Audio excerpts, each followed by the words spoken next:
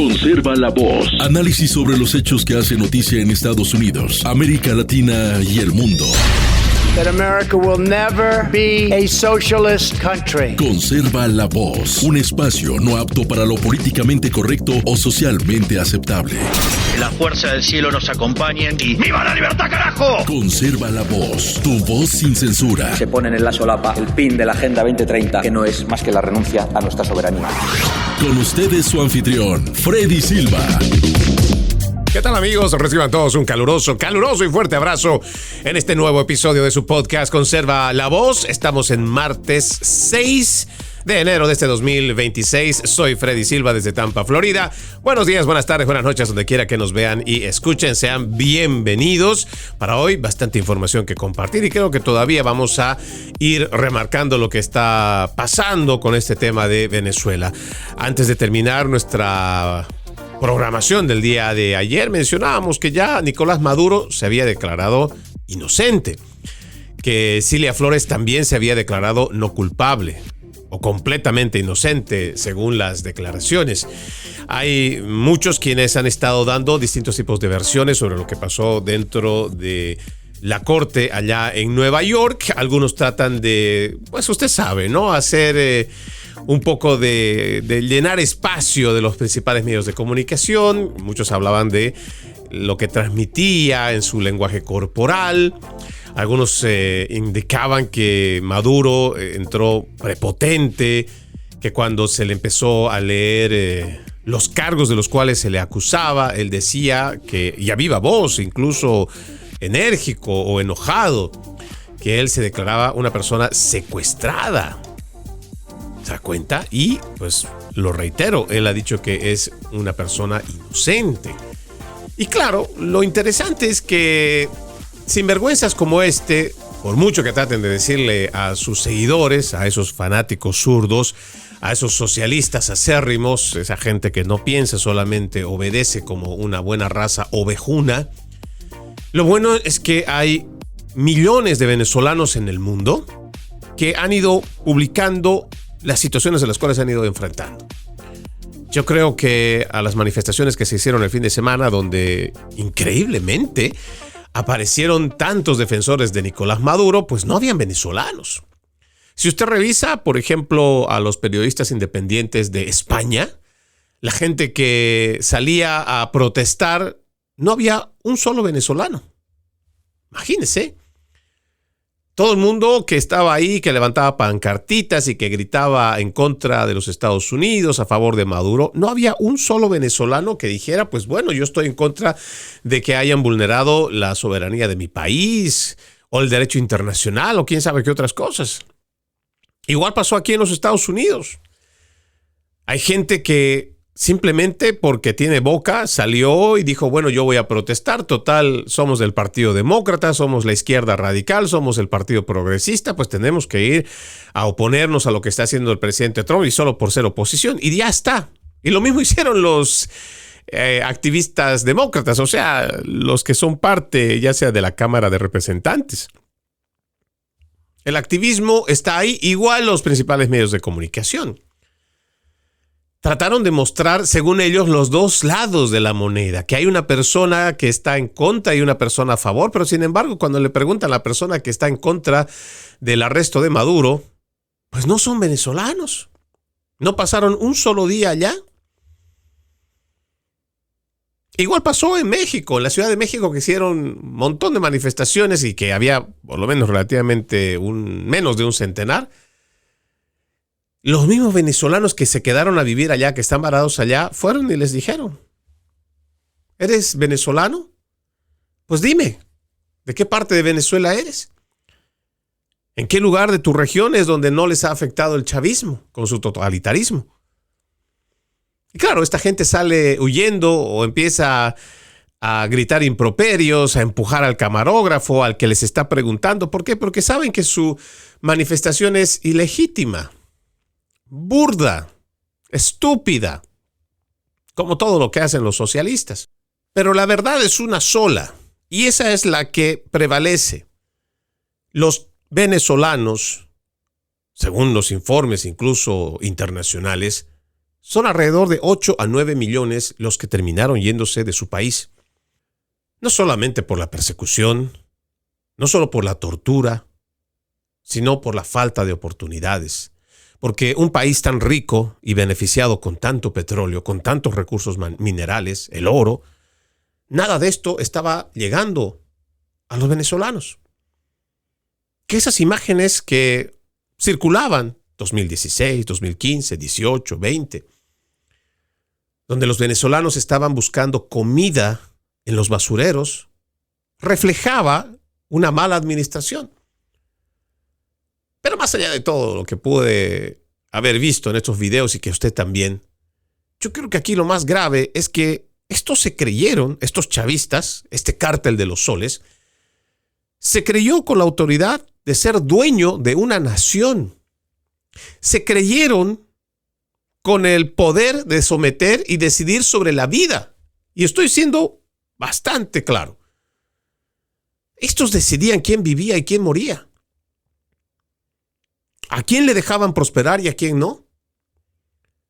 ¿Quién para ellos era o no bienvenido a su club de delincuentes? Y por eso salen a defenderlos. Y es que es realmente grave, indignante, desde donde usted lo vea. Por eso es que cuando uno escucha a semejante basura, como Nicolás Maduro lo es, declararse inocente y peor aún preso político. Imagínese la sinvergüenzura que tiene todavía este delincuente. Pero habrá que esperar todavía lo que vaya a acontecer de aquí hasta marzo o entre medio de eso, porque eso es lo que ha fijado el juez. Entre detalles, creo que adicionalmente a ello que nosotros podríamos destacar, es que el Pollo Carvajal, usted recordará, es un ex jefe de espías venezolano, podría terminar siendo un testigo estrella de la Fiscalía en el juicio por narcotráfico contra Maduro. Así lo ha mencionado expertos al New York Post mientras exponían las posibilidades de defensa de Maduro que podría plantear. El Pollo Carvajal, por ejemplo, dice este artículo, cuando se declaró culpable en junio de cargos de narcoterrorismo, tráfico de armas y drogas en el mismo caso en el que fue acusado Maduro. También se encuentra detenido en el Centro de Detención Metropolitano de Brooklyn, la misma cárcel donde Maduro se encuentra en reposo. El Pollo Carvajal cambió de bando y respaldó al oponente de Maduro en 2019 y ya ha expresado interés en cooperar con los federales, mientras enfrenta la posibilidad de cadena perpetua en su sentencia que está programada para el próximo mes. Este es exactamente el tipo de persona que sería testigo para el caso, dijo una exfiscal federal, Naema Ramani. Si testifica como testigo y declara con sinceridad, obtendrá una reducción significativa de su sentencia. Las sentencias en casos de narcotráfico son muy altas, por eso hay que cooperar.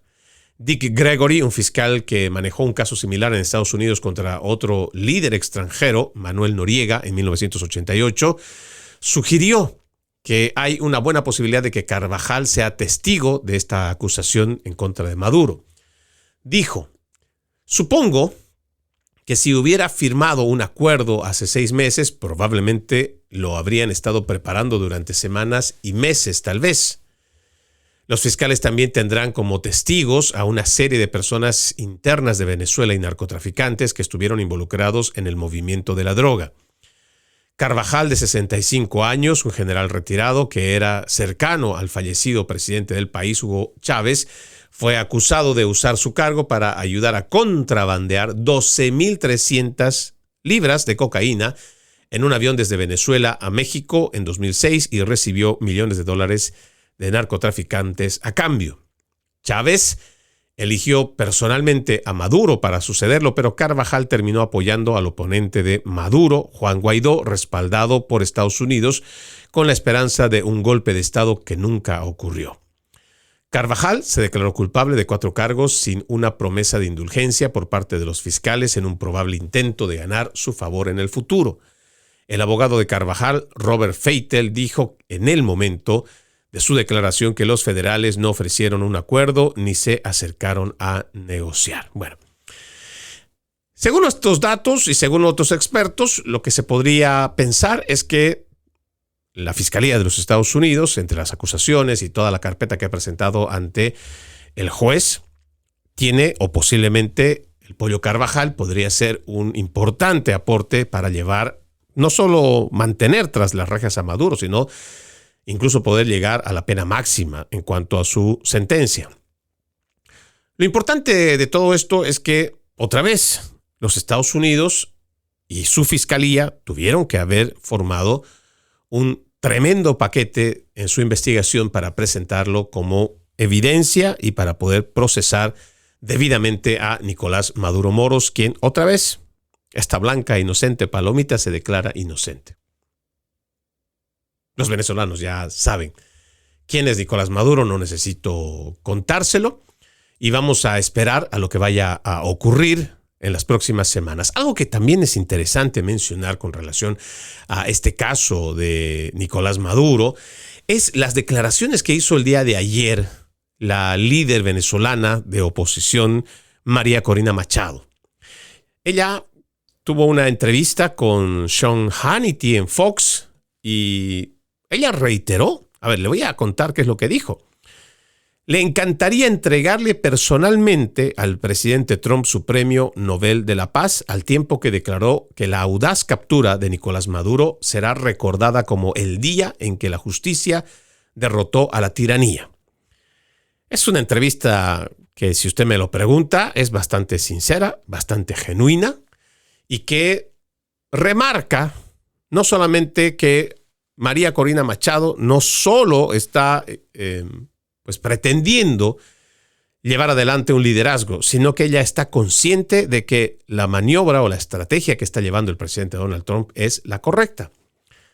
Sí, porque hay mucha gente que ha tratado a través de entrevistas ponerla en un lugar incómodo, donde María Corina Machado se volque en contra del presidente Donald Trump. Sin embargo, ella sabe que lo que se está haciendo es allanar el camino para que tras el proceso de transición exista un nuevo liderazgo distinto, o yo diría opuesto a lo que ha estado haciendo la revolución bolivariana. Y seguramente esta nueva política la va a comandar precisamente María Corina Machado, y seguramente eso lo va a determinar las urnas otra vez. Hemos explicado el día de ayer a fondo que entendemos que el presidente Donald Trump aprendió de las experiencias pasadas en intervenciones, lo que nos hace pensar que el presidente realmente ha visto por conveniente que no importa tanto esta idea de cómo vamos a ir y masacrar a los chavistas y cómo vamos a cortar cabezas por allá y vamos a hacer que genere caos. No, porque no conviene. No conviene a los Estados Unidos generar una ola de sangre. No. El principal cabecilla del cártel de los Soles, el narcotraficante Nicolás Maduro, ya está fuera del poder. Ahora, todavía está ahí Diosdado Cabello, está Padrino López, la misma Delcy Rodríguez, pero sobre los que recaen la recompensa de las agencias federales estadounidenses para capturar a los delincuentes cabecillas del cártel de los Soles saben que sus días están contados. En este momento, quien está haciendo un cálculo de análisis de riesgo no es tanto el pueblo venezolano, porque el pueblo venezolano sabe que ya se estaban robando el petróleo y que no estaban siendo favorecidos ellos con semejante riqueza que tienen. Aquí lo que se está aguardando es cómo es que toda esta cúpula chavista, que no son muchos, sin embargo, pues ellos están con las armas. El pueblo venezolano sabe que ya entregó muchas vidas inocentes y que fueron asesinadas por esta dictadura. Y que ahora mismo, pues no vale la pena todavía salir a las calles, no vale la pena. Porque esta gente está ahí. Así como la dictadura cubana les instruyó que vayan a estar en los lugares, en los barrios y que de ahí controlen toda la opinión y que puedan arrestar a los que están en contra de su gobierno, pues ahora mismo la gente venezolana tiene que tener mucho cuidado. Hemos visto que también miembros de estos ejércitos paramilitares o igual Guardia Nacional Bolivariana están secuestrando ya a periodistas. Dicen también que en medio de su nerviosismo, ahí adentro, pues la gente no está ni siquiera llamándose por teléfono porque pueden ser fácilmente rastreables y tienen mucho temor. Pero el pueblo venezolano está consciente de que ese cambio, esa transición va a pasar. Porque tiene un presidente, Donald Trump, que está a cargo de esta transición. Y que ahora lo que se está haciendo es simplemente ver estas piezas de ajedrez, cómo se mueven, de manera que el mismo régimen chavista genere, porque eso también creo que va a ser algo que no vamos a poder evitar, es que la cúpula chavista vaya a negociar un salvoconducto para no ir a la cárcel. Y esto se ha dado en distintas formas, de diferentes maneras, y esto también ha hecho de que no se riegue tanta sangre en los procesos políticos de transición. Veamos este burdo acuerdo de paz de Colombia, por ejemplo. Criminales, asesinos, incluso han terminado teniendo un curul en el Congreso. Y lamentablemente eso ha potenciado a un Gustavo Petro tener apoyo. Pero seguramente ahora ya el pueblo colombiano tendrá que ser el que tome la decisión sobre este destino, porque pues se supone que también tienen que velar por sus intereses y su futuro.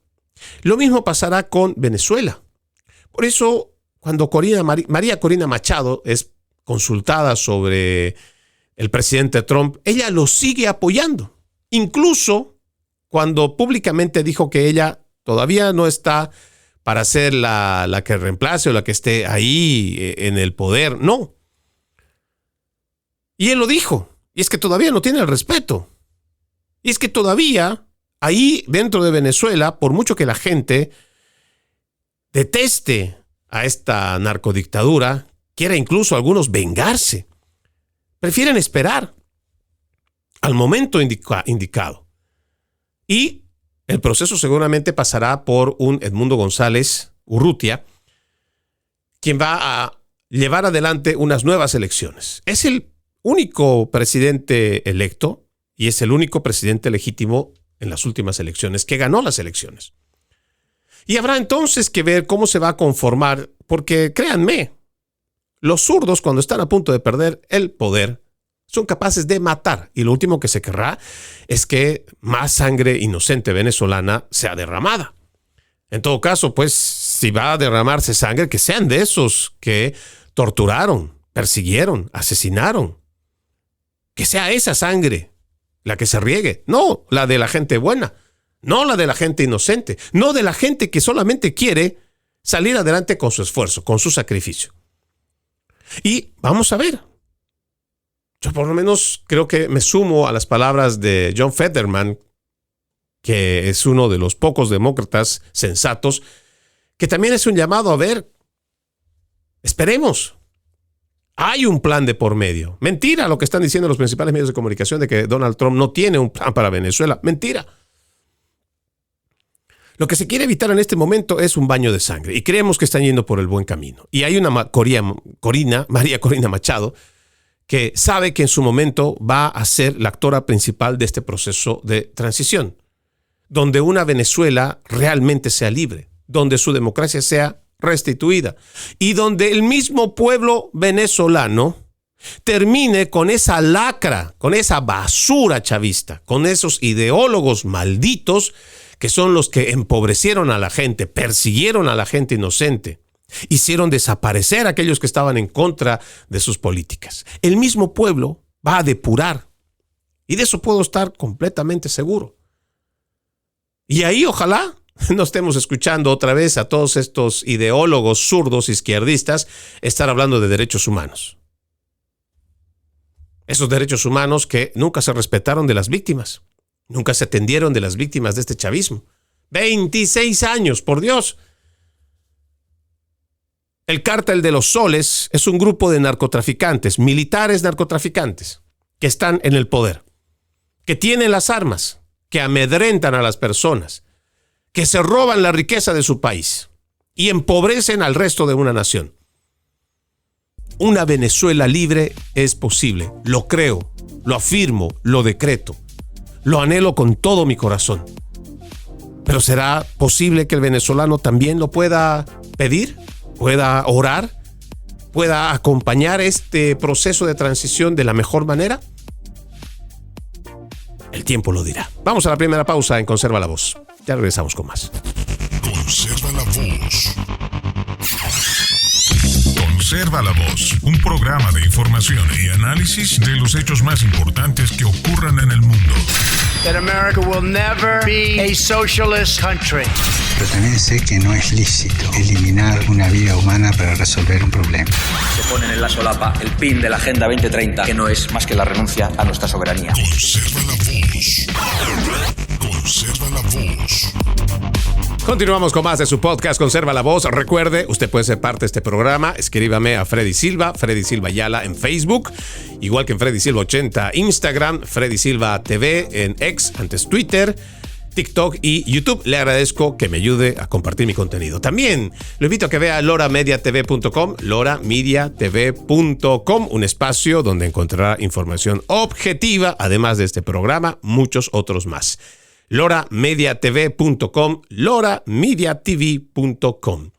Debo ir pasando con otros datos que me parecen importantes mencionar. Hay informes de que los Estados Unidos se preparan para reabrir su embajada en Caracas. Hay preparativos necesarios que ya están en marcha para reabrir la embajada de Estados Unidos en Caracas tras la captura del depuesto dictador socialista Nicolás Maduro. Es lo que ha confirmado ayer el Departamento de Estado de Estados Unidos a la agencia de noticias española EFE. Como dijo el presidente Trump, estamos haciendo los preparativos necesarios para permitir la reapertura en caso de que el presidente tome esa decisión, dijo a EFE un portavoz anónimo del Departamento de Estado de Estados Unidos. Reuters citó comentarios similares emitidos al medio por un alto funcionario anónimo del Departamento de Estado e informó que Estados Unidos está realizando preparativos para reabrir la embajada si el presidente Donald Trump decide hacerlo. Lo estamos considerando, nos lo han pedido, dijo el presidente Trump a los periodistas a bordo del Air Force One cuando se le preguntó si Estados Unidos reabriría su embajada en Caracas. Según Bloomberg, citando a personas familiarizadas con la planificación que pidieron no ser identificadas sin permiso para hablar públicamente, informó que el trabajo actual es preliminar, que las deliberaciones sobre la reapertura se encuentran en una etapa temprana y que aún no se ha tomado ninguna decisión. Ahora, ¿por qué mencionar esto? Porque es importante la declaración que hace el presidente Donald Trump. Yo creo que esto es más una declaración metafórica de que Estados Unidos es quien está al mando y Estados Unidos es quien gobierna. Seguramente nosotros entendemos que Estados Unidos ha hecho una enorme presión militar para que quienes ostentan el poder todavía, quienes son estos malditos narcotraficantes, pues entiendan que este va a ser un proceso que les van a dar un tiempo, porque ya saben el escarmiento o ya tienen el precedente de que Estados Unidos tiene la capacidad de poder extraer a las personas que está buscando. Seguramente esto lo sabrá muy bien Diosdado Cabello, igual toda su familia, y estarán conscientes de que no hay piedra tan grande donde se puedan ocultar. El gobierno de los Estados Unidos, a través de su ejército, los va a capturar.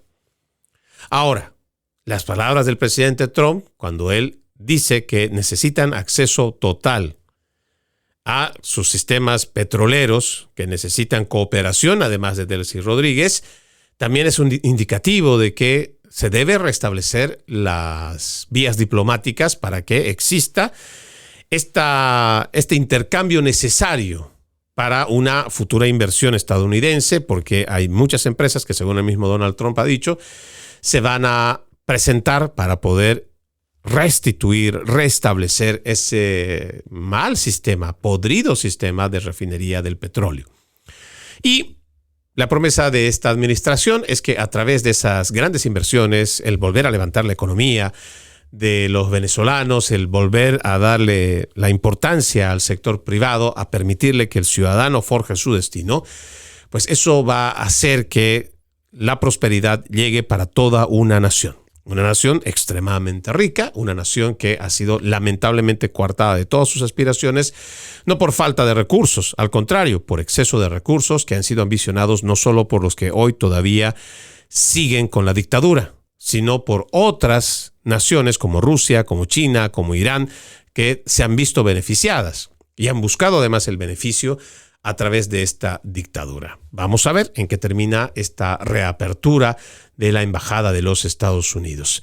Permítame cambiar de tema, y es que dentro de lo importante es que ahora el Departamento de Seguridad Nacional, y esto realmente es reprochable, ¿no? El Departamento de Seguridad Nacional está acusando a un hotel de Minnesota de la marca Hilton de negarle maliciosamente el servicio a los agentes de ICE mientras comienza una operación federal masiva. El Departamento de Seguridad Nacional pues está acusando, como lo dijimos, a Hilton de Minneapolis de negar maliciosamente habitaciones de agentes de ICE que se dirigían a la ciudad liderada por los demócratas como parte de una operación masiva para acabar con la inmigración ilegal y ampliar las investigaciones por fraude. El despliegue de 2,000 trabajadores federales, incluidos hasta 1,500 oficiales de operaciones de deportación y control de inmigración ICE y cientos de agentes de investigación de seguridad nacional, pues comenzó el pasado fin de semana. Es lo que dijeron los funcionarios. Cuando los primeros agentes federales llegaron a la ciudad del Medio Oeste, el Departamento de Seguridad Nacional acusó al personal del Hilton Minneapolis de negar servicio a los agentes de ICE. El DHS alegó que el personal del hotel lanzó una campaña coordinada en Minneapolis para negarle prestar servicio a las fuerzas del orden. Cuando los agentes intentaron reservar habitaciones utilizando correos electrónicos y tarifas oficiales del gobierno, los hoteles Hilton cancelaron maliciosamente sus reservas. Esto es inaceptable, es lo que ha dicho Kristi Noem. ¿Por qué Hilton hoteles de Hilton se pone del lado de asesinos y violadores para socavar e impedir deliberadamente que las fuerzas del orden del DHS cumplan su misión de hacer cumplir las leyes de inmigración de nuestra nación? El DHS en su publicación X también incluyó capturas de supuestamente muestran correos electrónicos de las cuentas de correos electrónicos de Hilton a los agentes del 2 de enero. Después de una investigación más profunda en línea, hemos encontrado información sobre trabajo de inmigración relacionado con su nombre y cancelaremos su próxima reserva. Es lo que dice el correo electrónico. ¿Se lo vuelvo a leer? Por si tienen alguna duda. Después de una investigación más profunda en línea, hemos encontrado información sobre trabajo de inmigración relacionado con su nombre y cancelaremos su próxima reserva. Es lo que había escrito en un correo electrónico supuestamente un gerente de Hampton Inn by Hilton en Lakeville, Minnesota.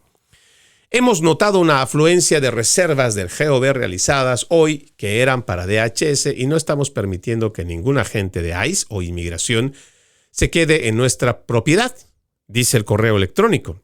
Si trabaja con DHS o inmigración, avísenos ya que tendremos que cancelar su reserva. En respuesta a una consulta del New York Post, Hilton dijo que la decisión del hotel de propiedad y operación independientes no reflejaba sus valores. Pero antes de continuar con la respuesta de Hilton, porque hay información adicional a ello, yo me pregunto, ¿realmente esta gente piensa lo que hace? ¿O estos activistas socialistas, porque no me cabe duda que quien ha escrito ese correo electrónico es un demócrata socialista, un antiamericano, ¿pensará lo que hace? ¿Por qué le privarías a un agente del cumplimiento de la ley evitar que esté presente haciendo lo que tiene que hacer? Por eso es que también el planteamiento del Departamento de Seguridad Nacional. ¿Por qué estarías tú negándole que se queden ahí? ¿Porque tienes la intención de proteger a criminales? ¿Tienes la intención de evitar que sigan adelante los trabajos de cumplimiento de la ley? ¿Qué intereses tienes? ¿Quién te manda a hacerlo? ¿Respondes de forma única? ¿O es que estás obedeciendo a una línea partidista? ¿El mismo Partido Demócrata te está sugiriendo algo? Estas son las preguntas seguramente que se tendrán que resolver en un trabajo de investigación. Más allá de que exista un gerente. Mire, un gerente que vaya y te diga, mire, ¿sabe qué? Usted para nosotros no vale. Su trabajo que está haciendo no nos interesa, no nos importa, no lo queremos aquí. ¿Se da cuenta? Estas son las cosas que nosotros como país tenemos que reflexionar. Yo sé que usted está cansado de escucharme cuando le digo, si usted tiene un problema menor, alguien se robó la bicicleta de su casa, alguien está merodeando por las ventanas de su hogar, si usted no se siente segura una noche, ¿a quién llama primero? A sus agentes, a sus oficiales, a sus alguaciles, a un agente federal, a uno de la Guardia Nacional, porque están para cuidarnos y hacer cumplir la ley. Y resulta que, además de hacer toda una diatriba para que se ataque a los oficiales, se les escupa, se les insulte, se les dispare, ¿ahora también no los van a dejar estar en los hoteles? Y bajo el argumento solo de que están involucrados en redadas y deportaciones. Estas son las cosas que me extrañan de esta nación. Una nación que poco a poco se va diluyendo en este progresismo que le está convenciendo a millones de personas que eso es lo correcto. Que la defensa de la dignidad de personas a las que se están llevando y que están separando familias, eso es lo que prevalece y tiene que importar. Y todo siempre apelando a esa empatía. Y esto es lo que para mí es realmente peligroso. Porque están haciendo una manipulación con toda esa gente para que sean ellos, porque sabemos que los demócratas no están organizados, no tienen liderazgo, no tienen una representación. Por eso tanto fiscales, jueces y medios de comunicación están actuando como oposición. Pero es peligroso, porque mi pregunta siempre será la misma. Cuando canceles el servicio a los agentes federales, cuando finalmente se cumpla de que, toda esta diatriba, toda esta narrativa de los demócratas, de no permitir que ataquen a nuestra gente, no permitir que ataquen a nuestra comunidad, no permitas que se lleven a un inmigrante, no permitas que arresten y que deporten a los inmigrantes.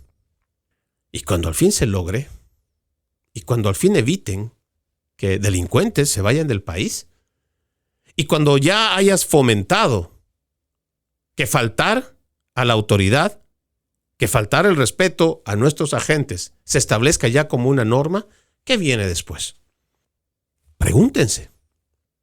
¿Una insurrección? Pues ya hemos logrado convencer a la mayoría de la gente que, siendo una nación de orden y apego a las normas, ya hemos convencido a la gente de que no necesariamente, que hemos encontrado una justificación para no respetar esa autoridad y podemos escupir, podemos insultar, podemos enfrentar y podemos evitar que hagan su trabajo. La gente ha llegado a disparar y matar a miembros de la Guardia Nacional. Entonces, cuando ya hemos logrado todo esto, ¿y ahora qué viene? Después de una insurrección, ¿también hacemos un llamado a las armas? ¿Generamos un golpe de Estado a través de las armas? ¿Y después qué? ¿Se ha puesto a pensar? Cuando reine otra vez la izquierda, la anarquía, el caos, el asistencialismo y el derroche de dinero y otra vez el fraude, ¿se ha preguntado? ¿Y después qué? ¿Nos volvemos otra Venezuela chavista? ¿Nos volvemos una Cuba comunista? Esas son las preguntas que todos los días me hago. Del futuro de mis hijos y de las futuras generaciones. Paren con todo este llamado al irrespeto a la autoridad. Ya basta de la defensa de los derechos humanos de criminales. Respetemos y cuidemos también a la gente buena, a la gente que no se mete en problemas, a la gente que respeta la ley. Tenemos que hacer una profunda reflexión. Le decía que los Hilton o los hoteles Hilton ya han emitido un comunicado y ellos han dicho que han expulsado a este hotel de Minneapolis con franquicia independiente de operar bajo su nombre, después de que este prohibió a los agentes de inmigración y luego mintió sobre revertir la política. La cadena hotelera global fue rápidamente denunciada después de que Seguridad Nacional compartiera un correo electrónico de Hampton Inn by Hilton en Lakeville, notificando a la agencia que estaba cancelando las reservas hechas por los agentes antes de un despliegue de control de inmigración. El propietario independiente del hotel nos había asegurado que había solucionado este problema y publicó un mensaje confirmándolo. Se lee en un comunicado de Hilton publicado en X hoy por la mañana. Por ello, estamos lanzando, o por lo menos esto es lo que dice este comunicado, que realmente nos parece muy interesante, de cómo han abordado esta situación. Pero sigamos viendo. Le digo, es que esto no tiene desperdicio. Dice, por lo tanto, estamos tomando medidas inmediatas para eliminar este hotel de nuestros sistemas. La declaración también hizo referencia a un video filmado por el influencer conservador Nick Sortor, en el que visitó la propiedad y el agente de recepción le dijo que las reservas a través del DHS o ICE no estaban permitidas. Según la gerencia, a pesar de que el operador Everpeak Hospitality publicó una declaración en sentido contrario apenas unas horas antes. No estamos aceptando personas de inmigración, agentes de ICE, DHS en nuestra propiedad. Es solo una política, le dijo el empleado al influencer o al periodista conservador Nick Sortor en el video en X visto casi 2 millones de veces. La autoridad de inmigración ha centrado su atención en las ciudades gemelas en las últimas semanas en medio de un creciente escándalo de fraude de servicios humanos valuado en miles de millones de dólares que involucra una guardería administrada por somalíes. Unos 2,000 trabajadores federales, incluidos hasta 1,500 agentes de operaciones de deportación y control de inmigración y cientos de agentes de investigación de seguridad nacional, fueron desplegados en el área de Minneapolis según los funcionarios, pero Lakeville Hampton Inn dejó en claro que los agentes de inmigración no eran bienvenidos. Bueno, la buena noticia es que hay sensatez por parte de la empresa Hilton y que han cancelado su franquicia independiente con este operador que, mire, estaba hablando en nombre de toda una compañía, de un conglomerado de hoteles, cuando en realidad solamente eran estos odiadores, estos zurdos, estos resentidos, los que no querían darle paso a nuestras autoridades a pernoctar, a dormir, a quedarse a descansar en este hotel. Así está nuestro país. Eso es lo que nos están provocando los socialistas demócratas. Habrá que reflexionar profundamente sobre ello. También le platico que el Departamento de Justicia ha dicho que va a liberar, o más bien que ha afirmado haber liberado al menos solo el 1% de los archivos de Epstein, con más de 2 millones de documentos bajo revisión. Dice acá, más de 2 millones de archivos podrían ser relacionados con el caso del fallecido depredador sexual Jeffrey Epstein. Están bajo revisión y solo unos pocos miles han sido inspeccionados y hechos públicos. Eso es lo que ha dicho el Departamento de Justicia. En una presentación judicial, el Departamento de Justicia confirmó que había producido 12,285 documentos que totalizan aproximadamente 125,575 páginas de material en su página web de la Biblioteca Epstein desde el 19 de diciembre. Según la Ley de Transparencia de Archivos, Epstein, que el presidente Trump convirtió en ley a mediados de noviembre, el Departamento de Justicia tenía hasta el 19 de diciembre de 2025 para completar su revisión y proporcionar todos los registros relacionados con Epstein. Sin embargo, la administración Trump dijo que no podía cumplir con ese plazo debido al gran volumen de material. Más de 2 millones de documentos identificados como potencialmente sensibles a la ley permanecen en varias fases de revisión y redacción. Esto lo dijo el fiscal federal de Manhattan, Jay Clayton, al juez federal de distrito Paul Engelmeyer en nombre de la fiscal general Pam Bondi y el fiscal general adjunto Todd Blanche. En la víspera de Navidad, los funcionarios revelaron que se habían encontrado más de 1 millón de documentos potencialmente vinculados a Epstein y que tomaría algunas semanas más examinarlo. Con base en amplias revisiones iniciales de esos documentos, el departamento espera que una parte significativa de los documentos sean copias o en gran medida duplicados de documentos que ya habían sido recopilados por el departamento para su revisión, pero que sin embargo aún necesitan someterse a un proceso de procesamiento y desduplicación, explicó Clayton.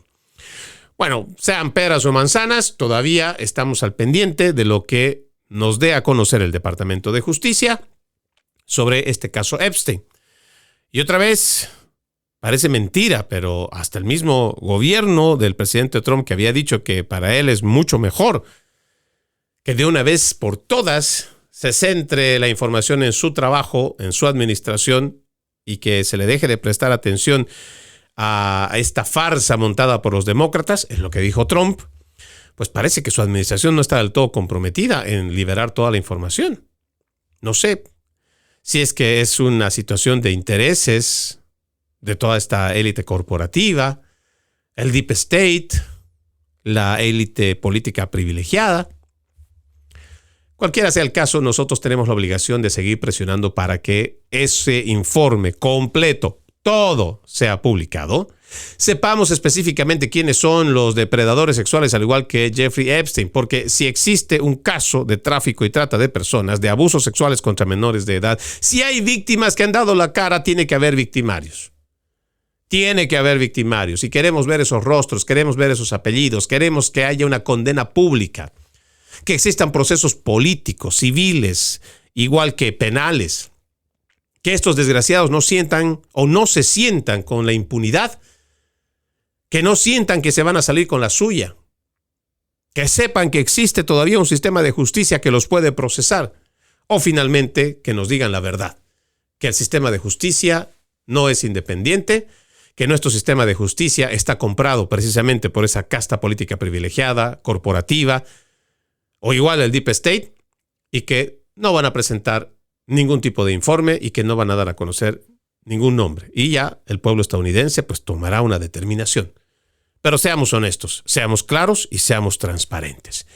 Déjeme contarle también que el Departamento de Inmigración y Aduanas, ICE, ha arrestado a 118 inmigrantes indocumentados en los condados de San Luis Obispo y Santa Bárbara en California, un estado santuario. Varios de los inmigrantes indocumentados son delincuentes sexuales registrados, conductores ebrios o pedófilos. Dice acá, ICE cerró el año 2025 con un operativo de refuerzo en California dirigido a los peores delincuentes extranjeros indocumentados. Lo ha declarado Tricia McLaughlin del Departamento de Seguridad Nacional. 118 inmigrantes indocumentados fueron arrestados, incluyendo pedófilos, delincuentes sexuales registrados, ladrones, maltratadores domésticos y conductores ebrios reincidentes. Este operativo de ICE se llevó a cabo del 26 al 31 de diciembre de 2025. ¡Wow! Ni una semana, pero encontraron a tanta gente. Y fueron arrestados entre ellos Juan Pérez Tello y Rogelio Sánchez Hidalgo. Tello, según este informe, un criminal inmigrante mexicano de 42 años, ha sido condenado por actos lascivos con un niño menor de 14 años, es un delincuente sexual registrado.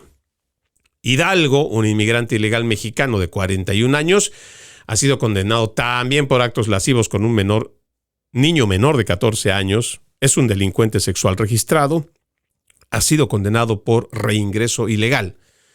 Otros inmigrantes ilegales arrestados en este operativo, según lo que muestra la lista de ICE, es Gavino Nájera Romano, 39 años, mexicano, condenado por agresión. Víctor Alfonso Graciano Quintero, 40 años, mexicano, fue condenado por agresión, 2 cargos de posesión de una sustancia controlada, uso de fuerza y o amenaza contra un testigo de un delito, alteración del orden pública y violación de órdenes judiciales para prevenir la violencia doméstica.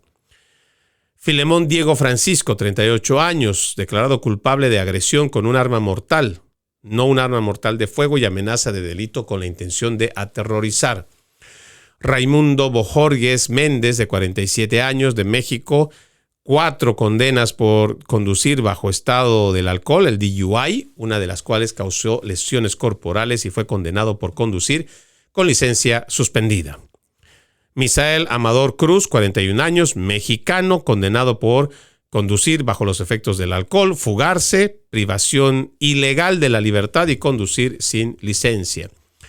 Marcelino Martínez Francisco, 36 años, mexicano, condenado por causar lesiones a un menor, atropello y fuga, con daños materiales, cargos por conducir bajo los efectos del alcohol. También tiene cargos pendientes por otro cargo por conducir bajo los efectos del alcohol y por violar su libertad condicional. Bueno, eso entre la lista que encontramos del trabajo que ha hecho el departamento de ICE. Mire, finalmente quiero cerrar con este tema que me parece muy interesante. Lo voy a mencionar muy por encimita nada más, pero me parece que es muy importante hablarlo. Hay un trabajo interesante que habla sobre desdiagnosticando el TDAH. Cómo Suecia está desmantelando el trastorno en el que el mundo se creyó. Esto es un mito, ¿ah? Sobre esto del TDAH. Dice: en septiembre de 2025, la British Medical Journal publicó un interesante artículo sobre cómo las autoridades suecas están considerando la posibilidad de desdiagnosticar el autismo y el trastorno por déficit de atención e hiperactividad, el TDAH, en adultos que ya no desean recibir su diagnóstico. Ante esto, cabe preguntarse cómo se diagnostica lo que no existe y quién deseaba el diagnóstico del TDAH, especialmente porque el diagnóstico suele realizarse durante la primera infancia. El artículo explica que el concepto de diagnóstico o desdiagnóstico, también conocido como desestigmatización, está ganando terreno entre los médicos y que comenzó debido a la gran cantidad de personas que estos diagnósticos que ahora están llegando a la edad adulta y a quienes se les dice que no pueden unirse a los servicios militares o al reclutamiento. Al parecer, Suecia, al igual que el ejército estadounidense, vetó a ciudadanos con diagnóstico de TDAH sin exenciones médicas específicas o incluso se exige un certificado médico para solicitar la licencia de conducir. Naturalmente, la mayoría recibió estos diagnósticos psiquiátricos a una edad mucho más temprana y desconocían cómo este diagnóstico los perseguiría a lo largo de su vida, cómo la estigmatizaría también. Ahora, este artículo yo lo invito a que usted pueda echarle una lectura porque me parece que es importante. Yo también estoy de acuerdo con que este diagnóstico del TDAH o hiperactividad en algunos niños, déficit de atención, como también tratan de decirlo, en los niños es parte muy natural, muy normal. Que el niño sea inquieto, que sea curioso, que sea hiperactivo. Lo más grave aquí es que esta gente o estas sociedades, y creo que dentro de mi generación también están incluidos, hay parte de culpabilidad, no quieren lidiar, no quieren tener la paciencia para pasar tiempo con esos niños, para poderles ayudar, escuchar y comprender y establecer normas de vida. Pero yo creo que detrás de todo esto, además de esas familias impacientes, está una industria médica y farmacéutica. Y lo peligroso de todo esto es que a través de estos fundamentos de hiperactividad, del TDAH, falta de atención y lo que sea que le hacen la referencia, que no dudo que algunos puedan tener un grado mayor de distracción. Pero lo más grave de esto es que se le permita a una industria farmacéutica crear farmacodependientes, drogadictos del futuro. Si de niños que son inquietos, que buscan información, que son curiosos, les empezamos a llenar de pastillas solo para que se mantengan quietos, generamos adicciones. Y estos niños se vuelven narco o farmacodependientes. Además de esto que están haciendo del otro lado del Atlántico, para desdiagnosticar, porque les está afectando a quienes quieren acceder a algún tipo de trabajo, por ejemplo, en el ejército. Más allá de esto, habría que hacer un análisis mucho más profundo. ¿Por qué hemos permitido que la industria farmacéutica tenga la capacidad de poder decidir sobre nuestros hijos, nuestras familias? ¿Cómo hemos permitido que la industria farmacéutica pueda tener tanto poder en el Parlamento y que mediante ley obliguen a los padres a firmar un compromiso de que si el niño es muy inquieto, pues entonces lo van a medicar. ¿Cómo es que nosotros aceptamos como padres de familia que nuestros hijos se vuelvan farmacodependientes? Que encaminemos a estos niños a un futuro de dependencia de pastillas. Y es que es terrible. Más allá de lo que la gente quiera creer o le quieran hacer encontrar una justificación del por qué su hijo es muy inquieto y porque también no tiene la paciencia de atenderlo, habría que nosotros ver quiénes son los verdaderos beneficiados de todo esto. Porque no me va a decir usted que una vez medicado el niño es más inteligente, es más perspicaz, logra mejores calificaciones, que es una persona, que es un niño sobresaliente, de puras A's+. No, no lo es. Hay muchos niños que terminan adormecidos en las clases, que ni siquiera tienen una buena retención de la materia que están aprendiendo. Y sin embargo, la ley obliga a que esto se pueda hacer en las escuelas. Tenemos que ya irnos quitando este tipo de mitos, pero sobre todo empezar a entender que la industria farmacéutica no puede seguir teniendo secuestrado al pueblo estadounidense. Igual que la empresa de seguros, o sea, igual que la industria médica, la industria de los seguros, la industria farmacéutica.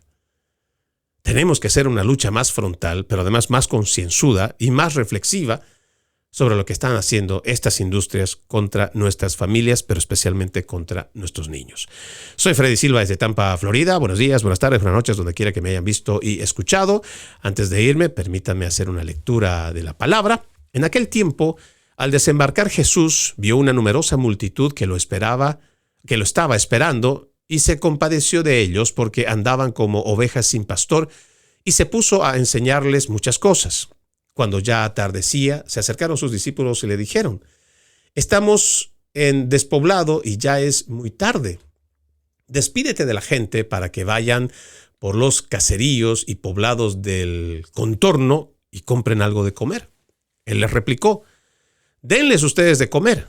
Ellos le dijeron: ¿acaso vamos a ir a comprar 200 denarios de pan para darles de comer? Él les preguntó: ¿cuántos panes tienen? Vayan a ver. Cuando lo averiguaron, le dijeron: 5 panes y 2 pescados. Entonces ordenó Jesús que la gente se sentara en grupos sobre la hierba verde y se acomodaron en grupos de 100 y de 50.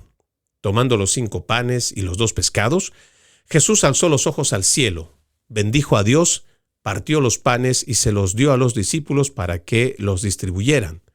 Lo mismo hizo con los 2 pescados. Comieron todos hasta saciarse y con las sobras de pan y de pescado que recogieron llenaron 12 canastos. Los que comieron fueron 5,000 hombres. Marcos capítulo 6 versículo 34 al 44. Tengan un bendecido resto de jornada y como siempre, ejercitemos la decencia que nada nos cuesta. Permiso. Conserva la voz.